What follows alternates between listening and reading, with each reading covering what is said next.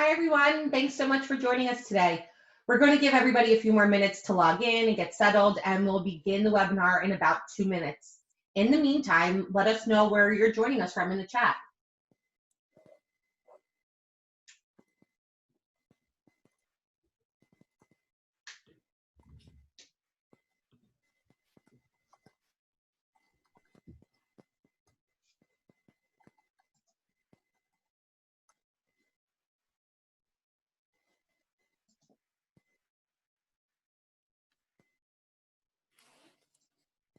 We're just going to give everybody a few more minutes to log in and get settled.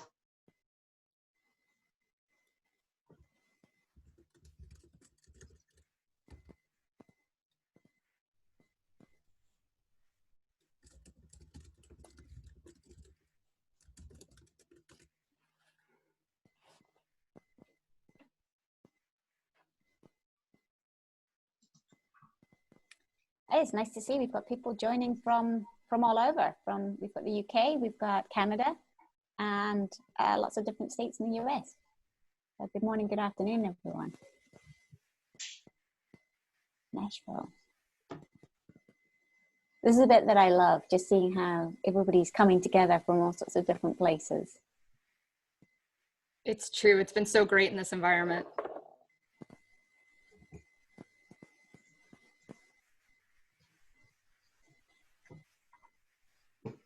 Hi again, everyone, and welcome to today's webinar, Content Marketing and the Role of Insights, a conversation with Courtney Kay.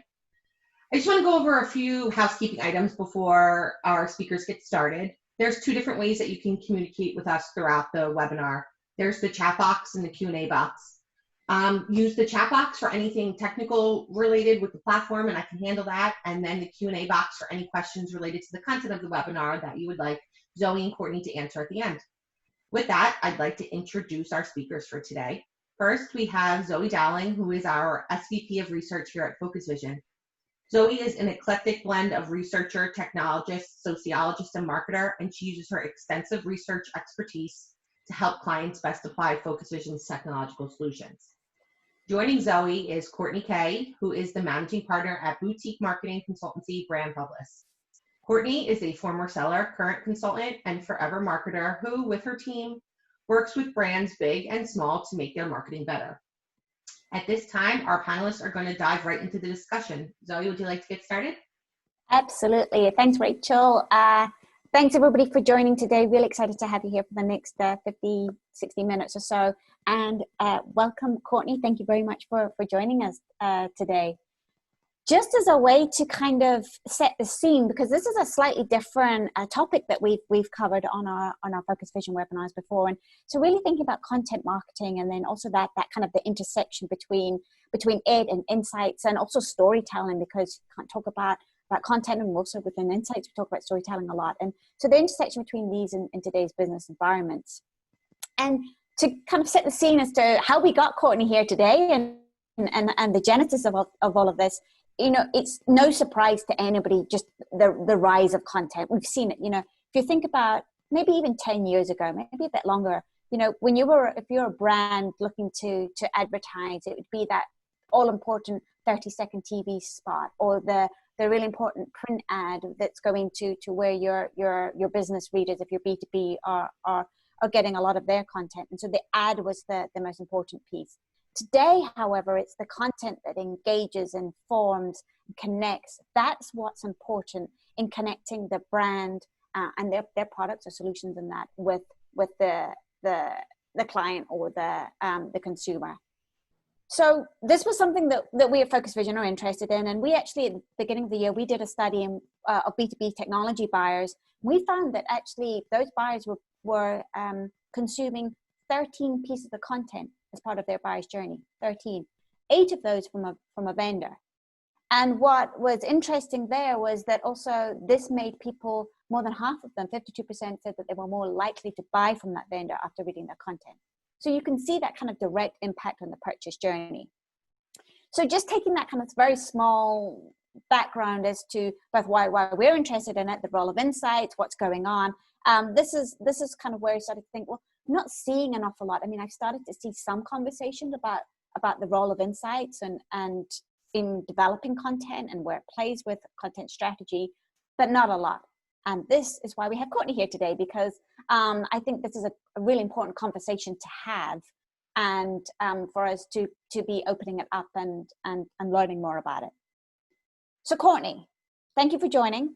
I think is a great way to get us started. I know I'm always interested in how people get to where they get to as part of their career. So how did you start in content marketing, and yeah, where did it all begin for you? Yeah, it's such a great question. And I have a really odd answer to that. It was actually at a law firm. So right out of college, I was convinced I actually wanted to go to law school. And I learned some really important things about myself. The first being that I loved using facts and evidence to spin a narrative together, but I hated the 98% of everything else that constituted law. So I quickly moved into sales. And it was the same sort of thing. The narrative, the persuasion, selling, the idea of convincing someone through positioning was really awesome. But again, it wasn't about the thrill of the chase. It wasn't what, most really good sales reps thrive on. And that's when I actually pivoted into publishing. So publishing was probably the best move I could have made. While I had gone to school for marketing and I understood the ins and outs of it, what publishing taught me, and I had such an amazing editorial team that I got to work alongside, it taught me what it meant to put together good quality, ethical content that was designed to fill a need.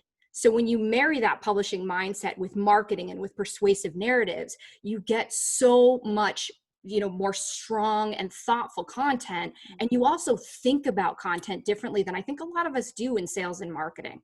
So that's really how I got my content marketing start. And from there, I went into a number of different roles within that publisher. I ran marketing for a while. I did international development. And then, about a year ago, 3 years ago, started working as managing partner of Brand Publicis with my current partner. That's what a great, from law to sales to publishing, okay, it's not the linear journey. And that's what I love about everybody's careers today. It does seem to be, we take the winding path, and I think that makes us richer for it. So, so that's great. So I think we're hearing how you kind of entered and your sort of, I think, I'm going to say revelation and what can content do and bring for us. Let's just kind of start the level the playing field. And so, because I'm thinking there'll be some people that sort of aren't familiar with a content strategy, and there's probably words like any kind of strategy is brandish around a lot, but what does it mean? Can you give us the primer to that? Sure, absolutely. And I think it's an interesting area, because a lot of people who are even in content tend to skip the strategy portion of the work. 9 times out of 10, they come up with the message they want to deliver. They come up with the blueprint of how they're going to deliver it. But oftentimes they don't take the step back to say, what's the strategy and why is the strategy really important? So when I think about content strategy, what comes right before it, which is building the message, is key. And what comes after it, the content plan, is also an important step. So if we start with that message, the first thing that we have to do is get a really, really solid understanding of our audience. So, and I'm not just talking about demographic and firmographic information, but things like, what are their motivators and their demotivators? Who influences them and how? How do they behave? What do they say? What do they do? Getting that understanding makes sure we know how to connect through a differentiated message, which is the second part. So what's our point of view in the market? What's the thing we're going to put out there that's distinct, that's really interesting, that we can really latch onto and connect with that audience through?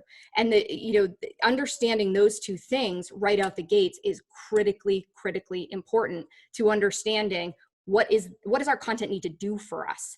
The third piece of that, and something I think the best content marketers do, they're really honest with themselves about their position in the market. What do they have the right to say in the market? Who should be saying it? How are they received? Where does their brand stand? All of those things are really, really important from a foundation perspective. When you think about the strategy itself, that's when you get to say, okay, what's my number one goal for my content? What does it need to achieve for my brand? So if you're, for instance, new or in an immature market, you need to build awareness. That's first and foremost the thing that you need to do. If you're in a more mature market, or you're well-known, a dominant player in that market, what you're going to do can be a little bit more focused on the consideration or decision ends of the funnel. Mm-hmm. So once you understand the goal, how am I going to measure it? What are the KPIs I'm going to keep an eye on? what's the specific audience target that I want to go after? So you may be relevant to a large population, or your solution may be relevant to a large population, but you probably want to go a little bit, more niche or more narrow when you're thinking about your content strategy to make sure you can really hit it out of the park. From there, you're thinking about things like, what are the themes I want to talk about? And then my favorite and often overlooked is the concept, or what's going to be the connective tissue that ties all of your content together. So that's really what the content strategy is about. Then you get to put together the plan. Based on the buyer's journey, what are the things that I'm going to put in market centered around that concept to make sure that I'm there whenever they're ready to consume more information? So it's really those 3 steps when we think about content strategy. It's not just a discrete content strategy. It's those 3 things coming together to help us deliver meaningful, purposeful content. So I'm going to try and recap because there was so much in there. There's a lot. There's a lot because, and so for the first thing is definitely, which makes a lot of sense. Who are you as a brand? Like, what is your message? What are you trying to communicate out? Because any content that you're putting out can't be completely from left field. Right. I mean, it just doesn't make sense. And so it's really getting focused in on that, and then going into what are we trying to achieve from this? Where am I sitting as a brand? So you talked about, if I'm sort of an emerging player, then there has to be probably more about awareness. If I'm much more of a dominant player, it's probably going to be more in the education consideration. Again, I'm sure though that you would have different pieces, but those are the ones that you would focus in on. Exactly. So it's where do you want to concentrate? I mean, none of us have endless budgets, right? So we have to concentrate our resources where it's going to make the biggest impact, and laying that strategy out forces you to make those really smart decisions that help you edit yourselves. Because as you get into it, you get content sprawl, right? There's so many things you can talk about, but it becomes a conversation of should you? Is it really serving the primary mission that you're after? So staying very focused and diligent to make sure you have quality content, especially in this environment, that's really hard and it's really important. Yeah. Do you know, there was a point where you were saying earlier, I was thinking, oh, there is this element of, and I thought maybe this isn't the right way of saying it, but staying in your lane. Like you've got to have a reason to be talking about this. So I might find that, I don't know, the color of different roses are very pretty. But if there's nothing to do with what I'm all about, then why am I talking about that? Did you see people going off into that tangent? Is that a common mistake? Or, I mean, that's kind of a stupid example, but. No, I think but it's a reality. So if you think about what digital did to us, it made publishing a lot easier. It made everybody a publisher. It created tons of distraction. And our first thought was more is better. Right? Because we need to be everywhere so that they're constantly touching our brand and what it is that we have to say. So I think a lot of times you're seeing, less so now, but over the past several years, you saw just this hyper productivity in terms of the types of content people were publishing. Now you're seeing people take a step back and say, okay, it needs to be really good if it's going to win me the mind share that I need it to win me, and do the things I need it to do for my brand and for my audience. That's what's most critically important. And there's a good question about audience. So there's 2 things there, and I know we're going to talk about the intersection of insights in a moment. But again, I think right off the bat, that was something you said that for me was like, oh, there's a role of insights. You've got to understand who your audience is. What do they want? And not just who they are. You said psychographics, firmographics, and those things, but also just their behaviors, their sort of their emotions, like what drives them, their motivators. Because then that's what's going to matter in terms of the content that you create that's going to resonate with them, I would have thought.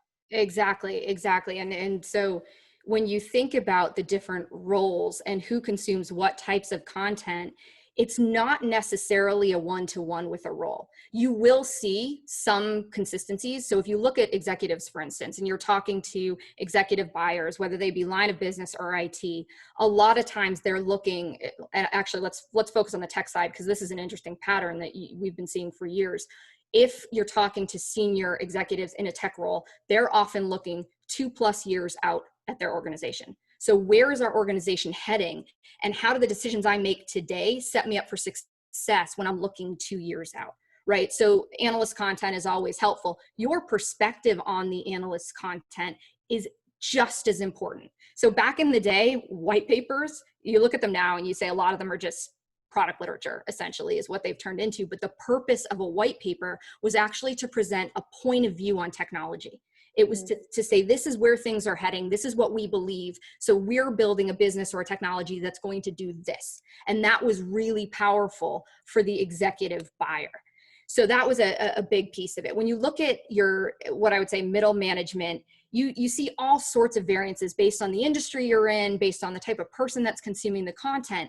But those individuals are typically more focused on, how do I solve my problems or capitalize on my opportunities for right now? So how can you show me the things that I didn't know I always needed or always wanted through your content or your strategy? In terms of formats are sort of all over the map. And I would look at format as, what's the best way to deliver the story you're going to put together? Because you're not going to have people shy away from something they really, really, really want to consume if it's not their favorite format. So it's always helpful to know, for my target audience or my target segment, what are their preferred formats. Sometimes those formats aren't possible, but the story, if it's really good and it's really compelling and it's delivered by the right person, they'll show up for it. So that, I mean, that's great. So one, and thank you, people listening in. I see that there's questions coming in. This is great. Keep them coming. And Courtney, I think you answered that first one around, from a content strategy perspective, what kind of types of content work for senior management, middle management versus CMOs and or our target job functions, marketers. I mean, it does, you can see there's different layers and levels, have different content that's going to resonate them, because there's different problems that they're solving for. Exactly. And, you know, it was funny. Because I'm a marketer and because I'm obsessed with this type of information, I was actually the champion on a technology buy for my last company. And I documented our entire buying team's journey. And it involved 5 people. While I was the champion, I didn't actually demo the product. I had someone on my team demo it. And he spent a ton of time working with the trial version, having conversations with our sales rep. I didn't do any of that. He did it all. And he told me, this one's better for these reasons. This is why you'd want it. I spent my time out there looking at the competitive positioning so that I could make a business case. So how am I going to make a great business case to my leadership? I trust the person on my team who's making the recommendations. Our executives, we had 2, IT, they did a ton of research. They actually consumed more content than any of us. Our CEO was also involved, but he did 2 things. 1, he read headlines about the stability of the company, and 2, he got on the phone with their senior vice president to understand the direction and to address the concerns that were raised through the media. So you look at how different that was. Buying team of 5 in total. You made the point about how many content touches. You said 13. That sounds about right. If you ask me how many I remember, it was probably about that.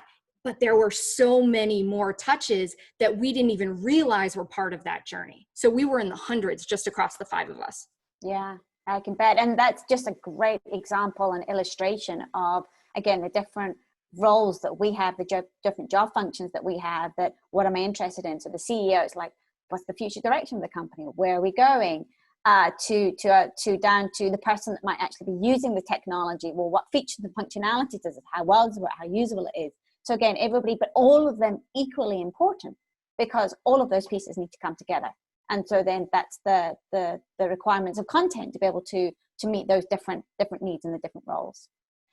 There's an interesting question, and I think this is a hot button one often for many people. Should we gate it? Because of course then we can get some information from people that, and we know who's reading it, versus non-gated, we're just giving it away for free. What's your views on there? It's so funny. I've never given a presentation or a discussion around content without this question coming up. It is such a good question, and it's such an important question. Yeah. The first thing I would say is, this is number one reason your content strategy is so important. What's your goal? So great example of this. The Content Marketing Institute became huge when they started releasing their research ungated. And they had a very strategic mission, which was to build awareness around their brand. So could they have gated that content? Absolutely. But it wouldn't have done for their brand what it needed to do at that point in time. So they gave away that research, and it's become something that most content marketers point to whenever they're talking about content marketing. Right? So the number one thing to factor in is, what's the goal of your content? The second is exchange of value. So when you think about what constitutes value for your audience, you'll know very quickly, is this worth asking for their information on? Will they find enough value to want to give you their personal PII, their identifiable information? That's an important thing to factor in, because what you don't want to do is have them give you your information, give you their information, and then struggle when they consume the content because it's not high enough quality for them. That's going to put a bad taste in their mouth about you as a brand. So you want to answer those two questions. What do I need out of this content? And is it a high enough value for my audience to want to provide their information? Then if the answer to those things is I need leads, I need responses, we need to fill our pipe, and yes, this is high enough value and I know it because I've done my audience research and homework, then you can gate it. Otherwise, I'd shy away from the gate. And remember, you're going to get a lot more out of it because it's more shareable if it's not gated. Yeah, I agree. And just like anyone, you sigh when you see there's a piece of gated content, because you're like, you oftentimes there just isn't enough information on, is this going to be high enough value for me? Mm-hmm. And so when you have given away your PII and you're disappointed, that just does not leave a good taste at all. Exactly. So it's risky. Just some others, and I think this is a good segue into, let's talk about, and because you've said you need to understand your audience, and so let's talk about insights. And I think let's go to this question that's here. How much content should be insight driven, evidence based and research based, versus their secondary research, repurposed content, and is there an ideal balance? And just before you answer, Courtney, I think, because there's two sides to insights and the role that it can play. One is this question here around, how do we use insights to inform our content?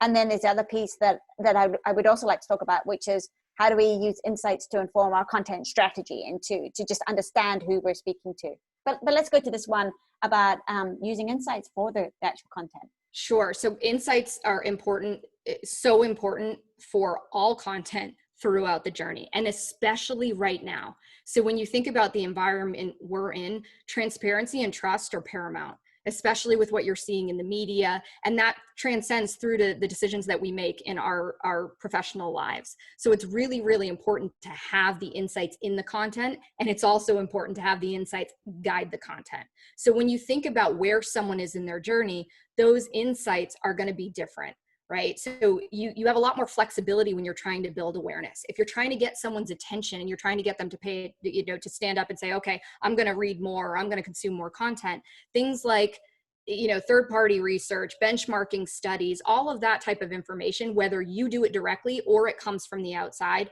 is helpful. We just did a piece of work for a technology company in the Bay Area, and they were doing great once their sellers already had a relationship.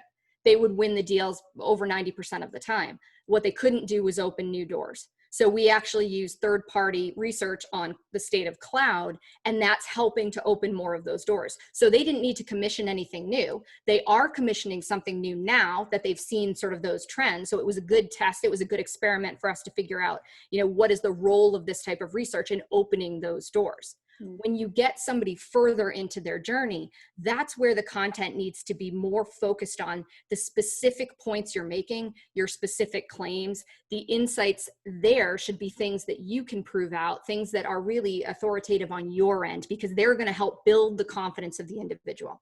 Now, what I would say about insights, and one of the dangers I think we kind of fall into a trap, we get excited about the insights we see because we know the context around what we're trying to say. If we don't tee the insights up in the appropriate kind of narrative, what can happen is that someone can take those insights and interpret them differently and apply them in a different context than maybe we intended. There's actually an incredible study done out of Massachusetts in the 1950s, one of my favorite examples. They took two groups of people on opposite sides of a political situation. They gave them the exact same list of statistics, and both teams use the statistics to argue their point. So that makes the way that we wrap those insights into a narrative incredibly important, no matter what we're doing. I hope that got there. No, absolutely. And that makes a lot of sense. And I think that's a nice foreshadowing of as we go into storytelling. But there's some more questions which I think would be great to talk about and just talk a little bit more about insights before we move on. One is, there's one in the chat here that I think, this is just more general, but I'd really like to know more about how to prioritize. And I'm assuming this means prioritizing what content, so this is part of your content strategy. You've got a big portfolio.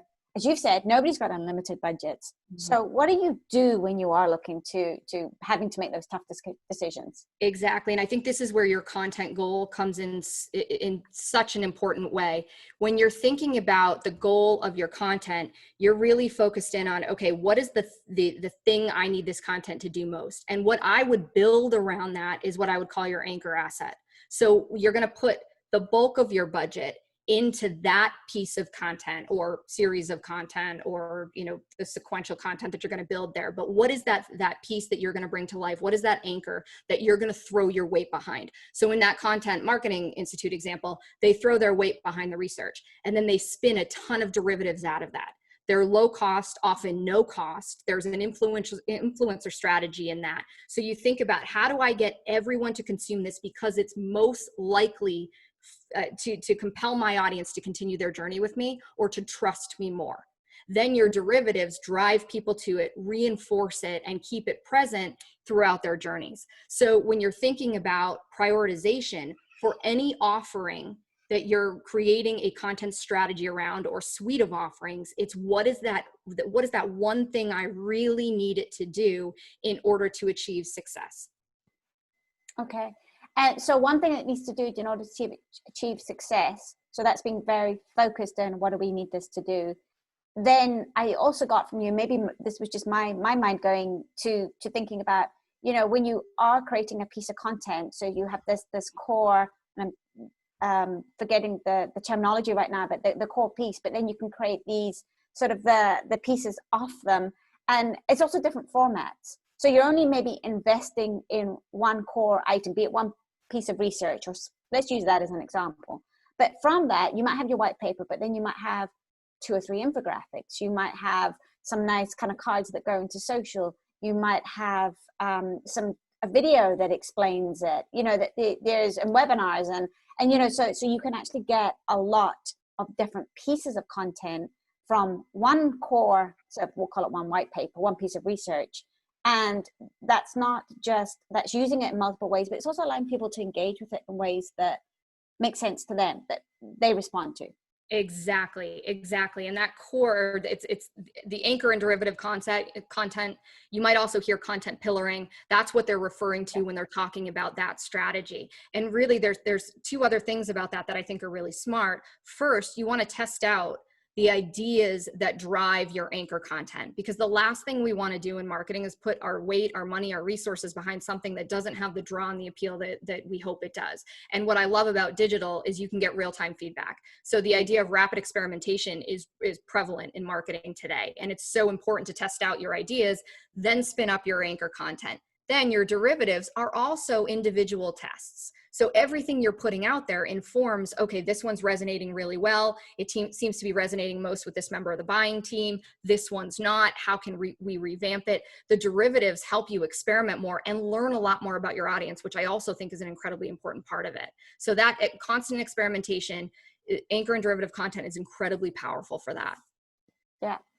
And that just makes sort of a point around the insights. There's lots of different ways to understand your audience and to use all the different I'm going to say data points at your fingertips. There's going to be, you know, sort of analytics like Google Analytics, you know, what people are looking at, what they're clicking on, those types of things, in addition to actually doing maybe primary research to understand, you know, who they are, like what motivates them, or what are topics of interest. I mean, that isn't something we've necessarily talked about. Like, have you used research insights to sort of explore what is of interest topic wise, content wise for your Absolutely. So important. And it's interesting when you look at marketing on the whole, because you have so many different roles and specialties in marketing now. We were working with a large company, and we did an analysis of the diversity of roles on their team, and it's expanded by 26%. They have so many different types of specializations in their marketing team. And what's powerful about that is everyone brings a different perspective on the audience. And as long as they're thinking that way, they're looking for those trends and they're looking for those pieces of information. Search data hugely helpful. So when I was on an editorial team, we spent a ton of time analyzing search. We look for what are the most crowded terms, but more importantly, what are the terms that are now related to those terms starting to increase in traffic without a lot of competitive activity. Those are huge opportunities from a publishing perspective to start to build dominance, especially for search. And that's huge for your content strategy in general. So that's a really important set of metrics. Everything from dwell time to, behavioral patterns to, predictive analytics is huge right now in terms of everything. There's a lot you can get in terms of understanding what sort of patterns are people are surfacing related to buying teams. So there's a lot of behavioral information and insights, purchase intent data. All of those help you lay out what do we know about this audience and what's the right message to insert at which time in order to keep them moving. Okay, great. I want to have us move to storytelling in a moment, but I think there's some really nice questions. So let's have a look at those. Just on that question, I know you answered it. So just the balance between insight driven, so primary research and secondary research. And the example of the San Francisco firm, the cloud computing. So it basically feels that, both is completely valid, and that it really depends more. It's not so much, we need to have a 50-50 split or any kind of, makeup like that. It's more, what are we trying to do? What are we trying to achieve? What's going to resonate with our audience? And then take it from there. Exactly. Okay. And I love one of the questions in the chat right now about the idea of the content being so costly, and should it be, what's the shelf life essentially? Yeah. And one of the other great things about anchor and derivative content, I'm so glad you asked this question, your anchor content should last much longer. Then when you're spinning out those derivatives, they can respond to a headline in the news. They can be momentary content. They can be, content that's relevant to just about anything from a macro perspective that relates back to your anchor content. So we used to call this our evergreen content in publishing. So it was a lot of our guides, a lot of our in-depth studies, and we would refresh those maybe annually, sometimes twice a year, depending on what the content was and how mature the market was as well. So from a tech perspective, if it was something that we, has been out there for a long time that a lot of people know about that doesn't change very rapidly, sometimes we'd get 18 months out of that content before we had to really refresh it. In other newer markets, we'd see 3 or 4 months, we need to give it a little bit of an uplift, but you don't have to throw it out and start over. Sure. When you take this type of a strategy. You keep evolving and adding to it. Yeah, no, and I think that's a really great point worth sort of just emphasizing the value and what you get out of evergreen content. And if I'm going to relate it to the insights world, for me, how you write great survey questions is something that, is best practice that stands the test of time. But things change in terms of what devices are we asking people to complete on? What are we trying to do? And so it'd be updating it to something that makes sense for today's world and just how things have changed. But having those, they're great pillar pieces because they do stay fresh. So that's great about content and the evergreen and anchor content versus the others. There is a general one, and this was a question that came in actually prior to the webinar, and I think it's a really interesting one. It's a broader one. It's just around shifts and trends in content marketing and data insights that you're seeing. And then specifically around as B2B audiences shift to a new highly digital model for conversations, what's even more important than ever? And has this new model, and how is this new model impacting the asset mix, voice, use of data insights to anchor conversations? A lot in there. It's also a great question, and I think we're still really learning. 3 things I've observed since we've sort of entered this interesting environment that we're now all in.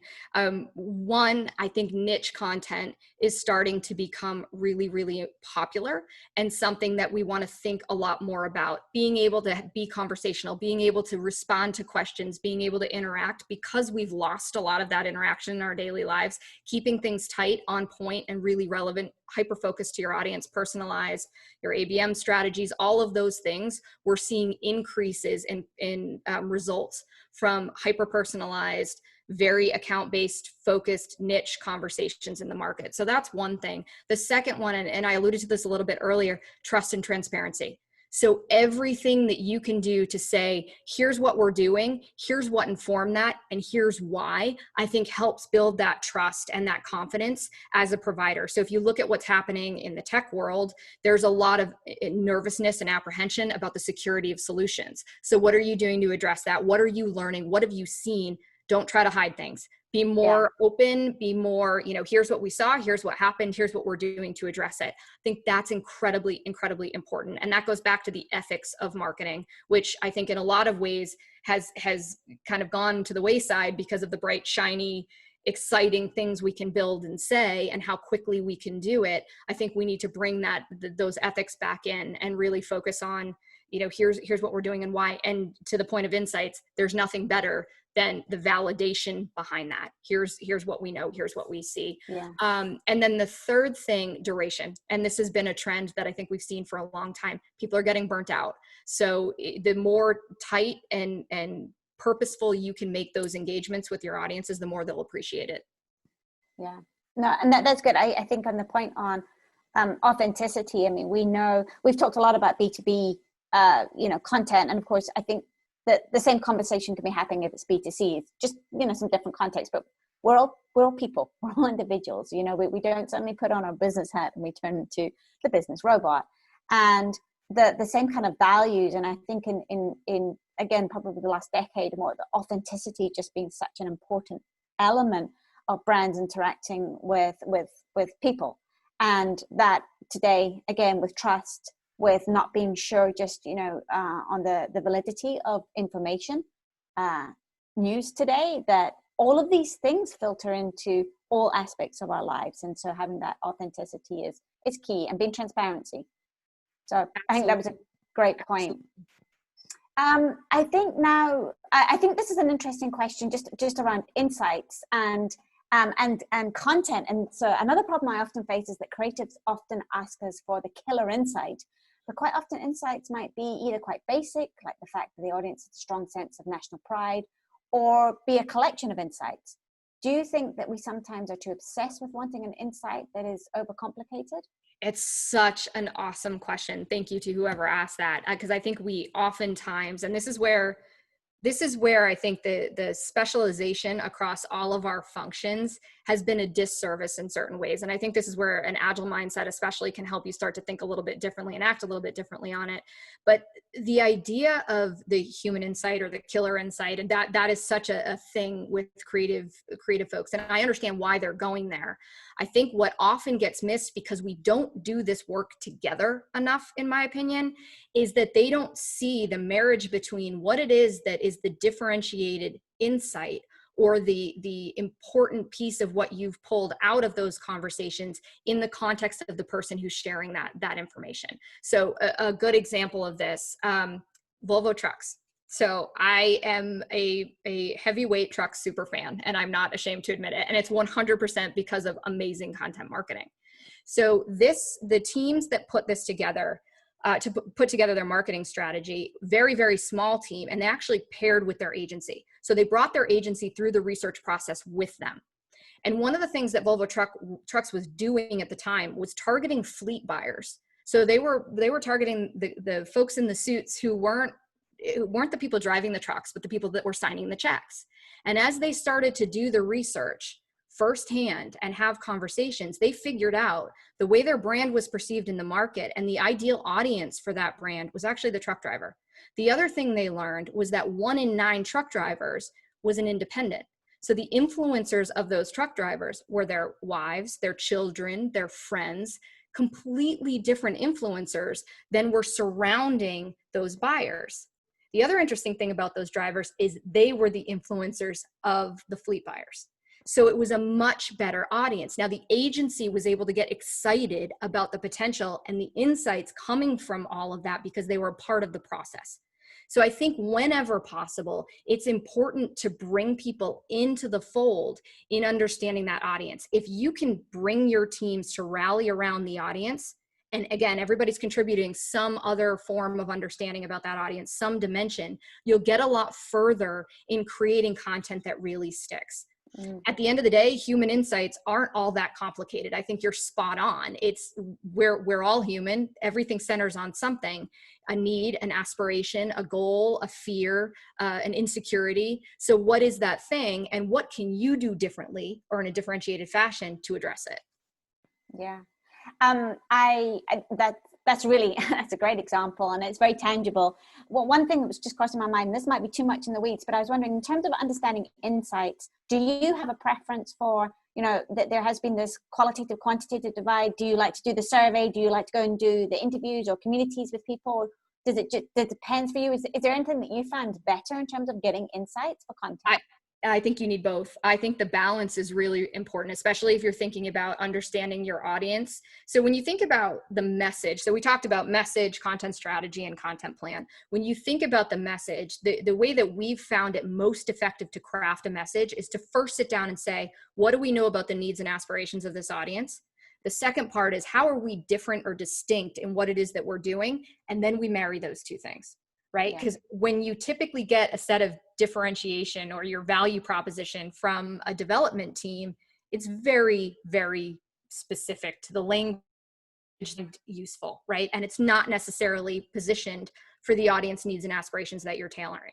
So when you think about marrying those two things up and getting to the right kind of output, in my opinion, you need a balance of both types of research so that you can, your audience is more tangible if you have IDIs and focus groups that you've been able to run, or even quick conversations. Another instance, because it's not always easy to get the firsthand, insights from your audience.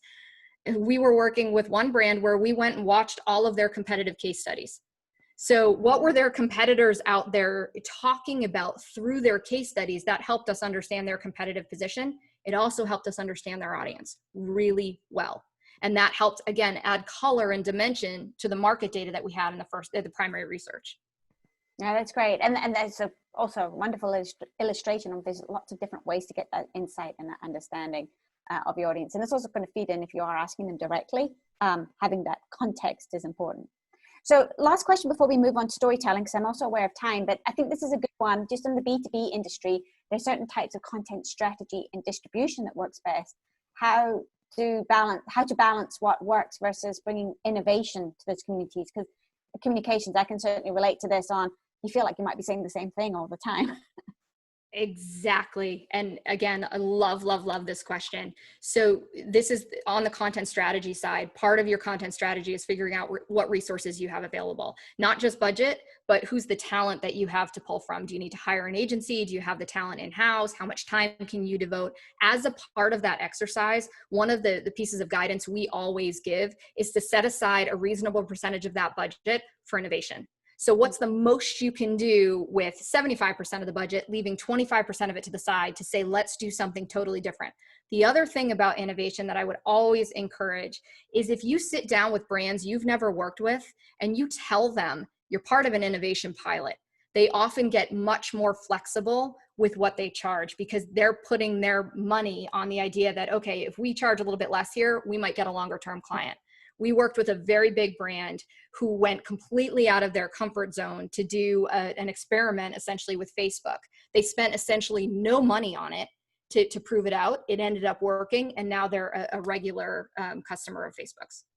Interesting. So there's definitely scope and room for innovation, but don't let it overwhelm the core. Exactly. It's everything's editing. Everything that we've just got to edit down to what's most important to get out there, get some wins with that, and then move forward. On the Volvo Trucks example, I'm sure many folks on this webinar are familiar with the Jean-Claude Van Damme video. Well, that was part of a series that started with one video, which was a ballerina on a tightrope walking between two moving trucks. That's all the money they had was to produce that video. They couldn't even pay to distribute it. They put it out there, blasted it out on YouTube, sent it from a PR perspective to all sorts of media outlets. It was picked up on, I think, over 180 different publications in 24 hours. It hit Good Morning America. And so you see that, and it's like they were so focused. It was so good. It was so thoughtful. It was all they could afford. And that's what they produced, and they saw amazing results. Then they were able to invest and get all the way up to videos like Jean-Claude Van Damme. And that's great. And so I think that's a perfect segue into talking about storytelling. they were telling a story there. And they were very clear about what that story was going to be and different expressions on it. So, okay, so let's start in, because storytelling is such a buzzword. And I've certainly talked about it a lot. I've spent, I'm not actually exaggerating, years on thinking, what does storytelling mean? Because, you know, we're told that we've got to have storytelling, you know, be a storyteller for your insights, you know, to make sure that you're engaging people. What does it mean to you? That's a great question, because it's everywhere, right? So I have a very simple definition of storytelling. And I think it's helpful to start with a definition, because your definition is going to vary based on the day job that you do, the industry that you're in, your focus, your role. I look at it as a connected set of events that elicits emotion to drive an outcome from an audience. And the reason I love it in marketing is because it forces us to focus on the things we're not always good at, particularly in B2B. Eliciting emotion in order to drive an outcome. It forces a logic to the story. It forces the emotional level. And again, we get back to that human insight, why that's so important. How it manifests can come much more easily through story than it can through a simple, you know, data sheet or white paper. So stories become this powerful vehicle for us to make our marketing matter more. And when we look at the dynamics in the market, I'm sure you've all seen the studies from Serious Decisions and the like that talk about how much more of our time has shifted online and how much less we're spending it with sellers when we're buying something. That's put more pressure on marketing to do things that marketing didn't do before. Marketing didn't necessarily need to make the emotional connection outside of top level brand because we had sales teams that were really strong in doing that. We now have to take responsibility for that, and storytelling is a great vehicle to help us do it. That's why I love storytelling so much, and it never really occurred to me to think about it that way. But as I've started to teach it, and you know, we run a course on storytelling, you see the transformation of regular marketing messages through storytelling tactics. And so if I'm paraphrasing, and I'm sure this is going to be very poorly, what you've said, but what really jumped out to me is that the element there about it's connecting the emotions. It's really making sure that something, it's resonating in a way with that audience. And again, storytelling helps us do this. And of course, in the B2B sense, and I think this is going to take us into the communications tips that you have. And this was eye-opening for me because, you know, like many people, like looked into storytelling and thinking, how do you apply it within a B2B context? Or, you know, and by that, I mean insights, because generally we're not, unless you're using for content marketing for consumers, you're actually doing it on a B2B. And so the hero's journey does not resonate with me, you know, that, and I was so grappling to come around that, to wrap my head around that. What do we mean? And so what's your take on all of that?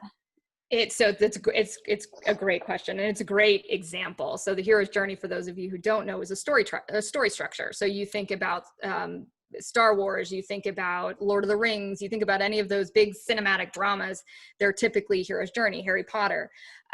They are very intense structures that are a little bit tough for us in marketing, especially when we're thinking about fast consumable content. What we've done is actually looked at a lot of different inspirational outlets when it comes to storytelling, from scientific writing to speech writing to stage and screen narrative. They all have different sort of recipes or story structures that they use. You look at something like Pixar. The dirty secret behind Pixar is they actually start with what's called their story spine. They sit down and they lay out a very simple structure. It's 7 lines. And every single story that they produce, from Toy Story to Finding Nemo, follows that structure. And that's how they stay true to the logical connected events in that story. What we've found to be the most utilitarian structure out there is something called Monroe's motivated sequence. And it's a persuasive oratory structure. So I learned it from a team that actually wrote all the speeches for the Democratic National Convention. So they wrote 260 speeches, and they used this framework to deliver compelling, persuasive arguments. It consists of 5 steps. Attention, getting somebody to actually stop what they're doing to listen to what you have to say. Problem, or posing the thing that you need them to consider. Solution, a way to solve that problem. Vision, an example of that solution coming to life. And action, or a reasonable next step. You can frame PowerPoint presentations with 5 slides. You can write an email where your subject line is the attention grabber and your close is your action or your next step. Pretty much anything you create can follow that structure. And to me, it's by far and away the best one to experiment with when you're learning story structure. And again, it's persuasive. So you're giving your point of view through that problem and solution area, and you're presenting an example or a case study through that vision. And insights come into every single part of it, which makes it an even more compelling story if you structure it right. So attention, we're all trying to get people's attention. So that's the first thing. Then what the problem is. So that could be what they're looking to solve. It could just be a general, but just what's going wrong here, or how we solve it, and then bring it to life through a case study. Is that the right interpretation of that? It is. So again, make it tangible, I guess. So here's your solution, but look, this is what it actually looks like in practice. And then that action, is that like what we might say a CTA if we're talking about something content, like here's what you want to do, click on this to learn more. Sorry, probably really elementary example, but we want them to do something else. Yeah? Exactly. And it could be as simple as read more about this, or, check out this demo, this video. We're always looking for an action, even personally. So you can experiment with this with your internal emails. Chances are you're sending an email because you need someone to pay attention to something or do something. So what is it that you're going to set up to drive them to want to take that next step or that action? So that's what I would always encourage our teams to do when they take the storytelling courses. Practice in your email with that type of a structure. Practice with your internal presentations. It becomes a really good mechanism for getting your point across. Great. And I think this question here is going to be a great illustration of this, and would love to hear your thoughts. But thinking about storytelling and being a researcher myself, I face trouble in developing a product message or story from audience insights versus what internal teams believe is valuable about their product. So what's the best way to tackle, or rather reconcile, these 2 points of view? Oh, excellent question. And that is a real challenge. No matter what you do as a consultant, we face it all the time. We have product marketing teams or marketing teams that we work with. We always try to bring the development team into the room to have that conversation. And the best way to do it is from the audience directly. So we had a call where we had 2 very, very stubborn teams on both sides. One was saying, this is what we've seen of the audience, this is the direction we need to go in. The other said, but this is what the product can do, this is what we believe is what we need to be talking about. We actually got a volunteer to call in who was a prospect for the company and shared her point of view. And that was a really strong way to bring the teams together, because they were hearing the same thing and understanding it in the same way. Not always the easiest to achieve, but you can do it through other mechanisms as well. And this is where I do think those IDIs, those focus groups, those quotes, statements, videos, they all become really powerful in making the insights real for the other party, because they need to hear it and see it, I think, to be able to be persuaded otherwise. Got it. That makes a lot of sense. And I agree about bringing in, that's actually a reason I particularly love qualitative research, or because there's a nugget. It's going back to authenticity. There's something very clear and authentic about somebody's voice, and be it a text, a quote, but also the video element, just because you can't dispute it, and it makes it real. So I think that makes sense to me to marry that and really help with the persuasion. I think this question is relating back to Monroe's motivated sequence, those 5 steps. Is it helpful to rely on insights in each of these steps? So set up projects to answer these questions. Sure. So I don't know that I'd set up projects to answer the questions about each step. I'd think about what's the narrative that you want to build, and how can research actually help strengthen it, and where.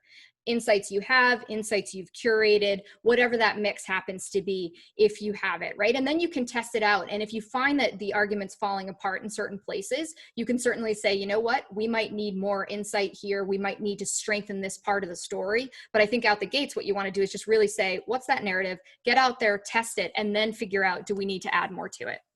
No, that makes a lot of sense.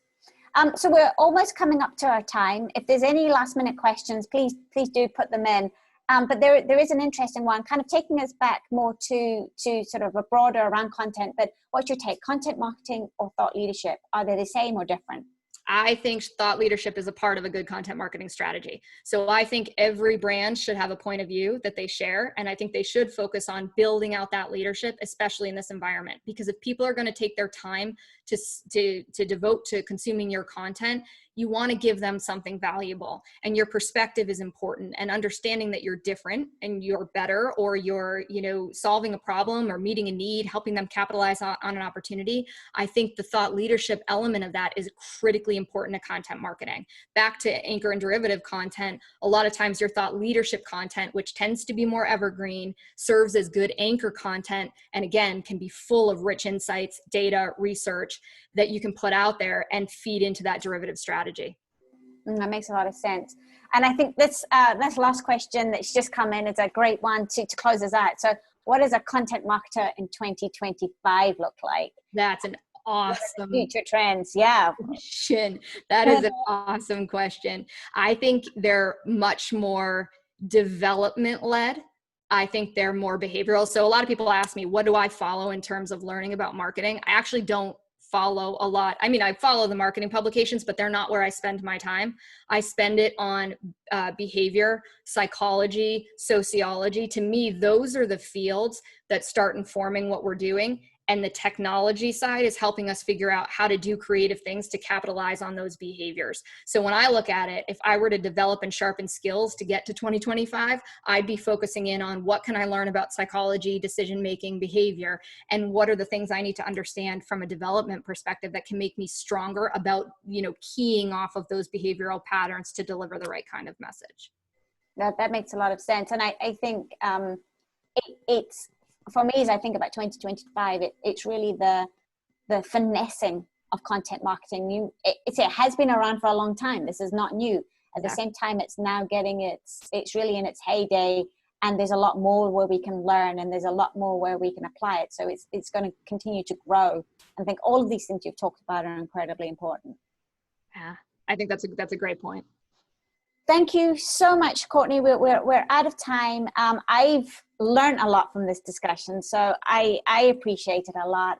Definitely value your perspective, and I've already said this to you, but the Monroe's motivated sequence is I'm so excited to have found that. So thank you very much. To everybody listening in, thank you very much for joining and spending the time with us today. I hope you got as much out of this conversation as I certainly did.